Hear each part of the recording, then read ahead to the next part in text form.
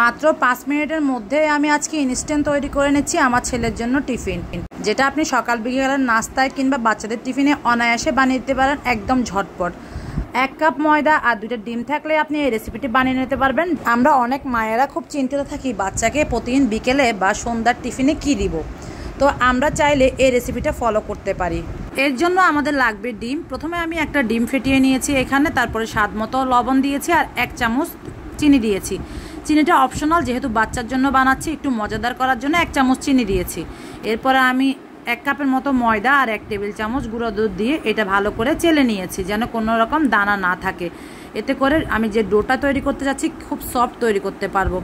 এখন একটা ডিম দিয়ে তো এটা আমার পারফেক্ট ডো হবে না, তাই অল্প অল্প করে পানি দিয়ে আমি একটা পাতলা ডো তৈরি করে নিচ্ছি। পাটিসাপটার যে ডোটা আমরা বানাই ঠিক সেরকমই হবে, এর চেয়ে মোটাও হবে না আবার পাতলাও হবে না। হ্যান্ড হুইচ দিয়ে খুব ভালো করে নেড়েচেড়ে আমি ব্যাটারটা তৈরি করে নিয়েছি। দেখেন কোনো লাম্পস নেই, আর কেমন ঘনত্ব হয়েছে সেটা নিশ্চয়ই দেখে বুঝতে পারছেন। এখন আমি নাস্তার ভিতরে দেওয়ার জন্য পুরটা রেডি করে নেব। এটার জন্য আমি ইনস্ট্যান্ট ডিম ব্যবহার করছি, চাইলে আপনারা চিকেনও ব্যবহার করতে পারেন। হাতের কাছে যা আছে তাই দিয়ে বানিয়ে নেবেন। আমার বাসায় ডিম ছিল তাই আমি শুধুমাত্র ডিম দিয়ে এটা বানিয়ে নিচ্ছি। সাথে বেশ খানিকটা পেঁয়াজ দিচ্ছি, ডিমটা একটু হালকা নেড়েচেড়ে ভেঙে নিয়েছি। তারপর 1 টেবিল চামচের মতো দিয়েছি টমেটো কুচি, একটু রসুন কুচি আর কাঁচামরিচ কুচি দিয়েছি ঝালের জন্য। আপনার বাচ্চা যদি 3-4 বছরের হয় তাহলে আপনি কাঁচামরিচটা স্কিপ করতে পারেন। আমার বাচ্চা যেহেতু একটু বড় হয়েছে তাই আমি কাঁচামরিচটা দিয়েছি, কারণ অনেক সময় বাচ্চাদের মুখে কাঁচামরিচ পড়লে ওরা খেতে চাইবে না। সব শেষে দিয়ে দিয়েছি আমি স্বাদ মতো লবণ আর গোলমরিচের গুঁড়া। সব কিছু দিয়ে 2-3 মিনিট আমি জাস্ট এটাকে একটু হালকা হাতে নেড়েচেড়ে ভেজে নেব।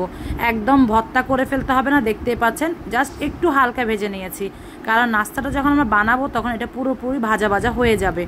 পুরটা নামিয়ে রেখেছি, প্যানটা টিস্যু দিয়ে একটু মুছে নিয়ে তারপরে এই যে ব্যাটারটা থেকে 1.5 চামচ করে দিয়ে দিচ্ছি। আপনি আপনার পছন্দ মতো সাইজ করে বানাতে পারেন। প্রথমটা আমি দিয়ে একটু উল্টে দিয়েছি, কিন্তু উল্টে দিতে হবে না। উল্টে দিলে আমরা যে শেপটা দিতে চাইবো এটা সুন্দর হবে না। আমি নেক্সটটা থেকে আপনাকে দেখিয়ে দিচ্ছি। আমি সবগুলো নাস্তার ভাজ আপনাকে দেখিয়ে দিব। অনেকটা মোগলাইয়ের মতো করে বা পরোটার মতো করে আমরা একটা ভাজ দিব। যে ব্যাটারটা দিয়ে আমি এই নাস্তাটা বানাচ্ছি সেটা থেকে একটু ব্রাশ দিয়ে চারপাশে লাগিয়ে দিচ্ছি। এই যে 2 পাশে লাগিয়ে এটা লাগিয়ে নিয়েছি, এরপরে 2 পাশে লাগিয়ে নিচ্ছি। তো এটা উল্টে না দিলে খুব সুন্দর জোড়া লেগে যাবে। প্রথমটা একটু জোড়া লাগাতে আমার সমস্যা হয়েছে, তাই আমি পরেরটাও আপনাদেরকে দেখিয়ে দিচ্ছি। এক পাশে আমি প্রয়োজন মতো পুর দিয়ে এটা এক পাশ দিয়ে তারপরে ঢেকে দিয়েছি, দেখতেই পাচ্ছেন। আর আমরা যারা রাঁধুনি আছি হাতের ব্যবহারটাই আমাদের জন্য পারফেক্ট। চামচ, স্প্যাচুলা এগুলো দিয়ে আমাদের কাছে একটু অসুবিধা মনে হয়, তা আমি হাত দিয়ে করছি। আপনারা স্প্যাচুলা দিয়েও করতে পারেন, আমি দেখিয়ে দিচ্ছি কিভাবে করবেন। 2টা খুন্তি বা চামচ দিয়ে আপনি এভাবে করতে পারেন। আর এর পরেরগুলো দেখেন আমি হাত দিয়ে করে নিচ্ছি। একটু গরম ভাব লাগবে, যদিও আগুনটা একদম মিডিয়াম লো আছে, খুব একটা লাগে না, তারপরও সাবধানে করার চেষ্টা করবেন।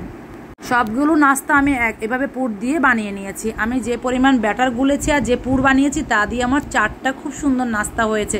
4 জন খেয়ে পেট ভরে যাবে একদম। প্রথমটা দেখেন একটু বেশি বড় হয়ে গিয়েছে, পরেরগুলো আমি আর একটু ছোট করে বানিয়েছি। এখন আমি উল্টে পাল্টে লাল লাল করে ভেজে নেব। 1 টেবিল চামচ তেলেই ভেজে নিচ্ছি। মাত্র 1 টেবিল চামচ তেলে এই সুন্দর নাস্তাগুলো একদম ভাজা ভাজা হয়ে যাবে। প্রথমে একটা তাড়াহুড়ো করে ভেজে আমার ছেলের নাস্তার জন্য পাঠিয়ে দিয়েছি, বাকিগুলো আমি এখন ভেজে তুলে নিচ্ছি।